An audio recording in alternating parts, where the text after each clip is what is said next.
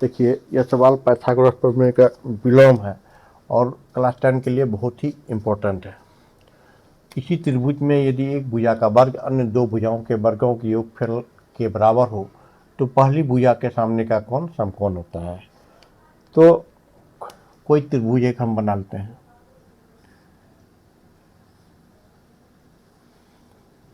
ए B C. अब सवाल कर रहा है किसी त्रिभुज में यदि एक भुजा का वर्ग अन्य दो भुजाओं के वर्गों के योगफल के बराबर हो तो हम इसी को विशेष प्रतिज्ञा लिखते हैं। विशेष प्रतिज्ञा जब भी थ्योरम पर प्रूव करते हैं तो एक साधारण प्रतिज्ञा दिया जाता है और नाम उम देकर के जो लिखना पड़ता है उसे हम विशेष प्रतिज्ञा कहते हैं। तो विशेष प्रतिज्ञा माना ABC एक त्रिभुज है। त्रिभुज इस प्रकार है कि एक भुजा का वर्ग AC square equal to AB square plus BC square है। तो हमको सिद्ध करना है कि जिस भुजा का वर्ग है बड़ी भुजा के सामने का कोण जो होता है वो समकोण होता है। तो सिद्ध करना है कोण ABC बराबर 90 डिग्री। ये 90 सिद्ध करना है। तो चलिए, यदि आप मेरे चैनल पर नए हैं तो लाइक और सब्सक्राइब अवश्य कर लीजिए। अब हम लोग एक रचना डालते हैं। रचना में क्या करेंगे, इसके बराबर एक त्रिभुज खींचते हैं DEF।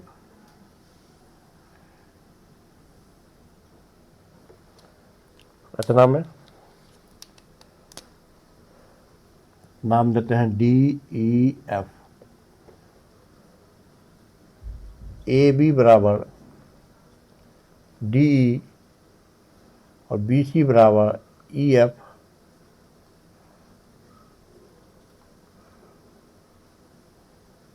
कोण DEF बराबर 90 डिग्री का एक त्रिभुज खींचा। एक त्रिभुज खींचा, एक समकोण त्रिभुज खींच लिए। ऐसा खींचे जिसमें कि AB बराबर DE हो और BC बराबर EA हो। ऐसा त्रिभुज खींचे, EF हो। तो अब प्रमाण लेते हैं।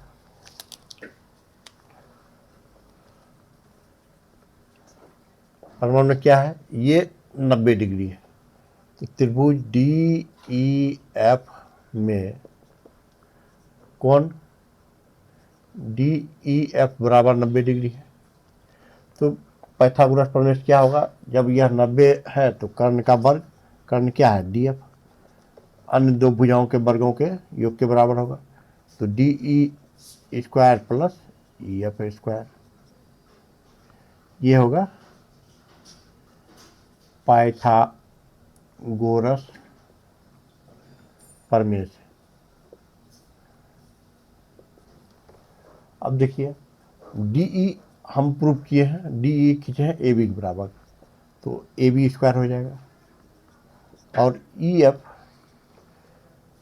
BC के बराबर खींचे हैं तो ये BC स्क्वायर होगा। चूंकि AB बराबर DE और BC बराबर EF है, रचना से खींचे थे।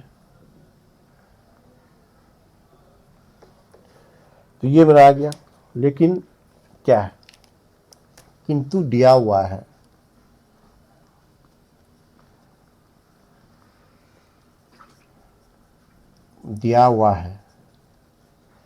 कि AC square equal to AB square plus BC square. AC square equal to AB square plus BC square. यहाँ पर AB square plus BC square है।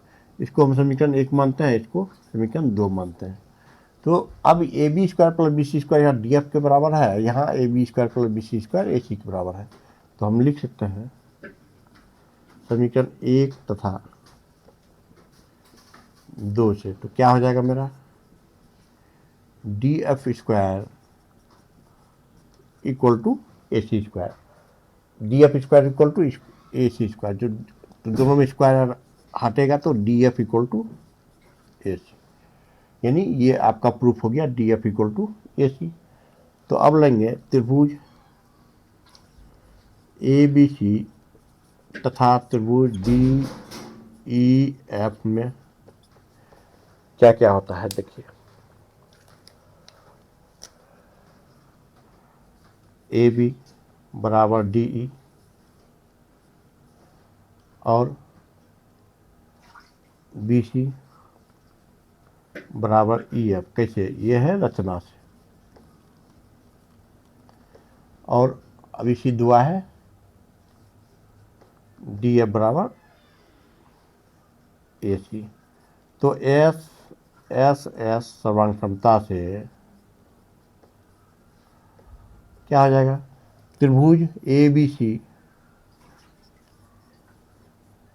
सर्वांगसम त्रिभुज डी ई एफ, ये सर्वांगसम हो जाएगा। एस एस एस सर्वांग क्षमता से त्रिभुज सर्वांगसम होगा। सर्वांगसम होगा तो इसका संगत कोण भी बराबर होगा। इसलिए कोण ए बी सी बराबर कोण डी ई एफ, ये कोण ए बी सी बराबर 90 डिग्री। यही आपको प्रूफ करना था, ये आपको सिद्ध करना था, सिद्ध हो गया। चैनल पर नए हैं तो लाइक और सब्सक्राइब कर लीजिएगा, वीडियो को शेयर कर लीजिएगा।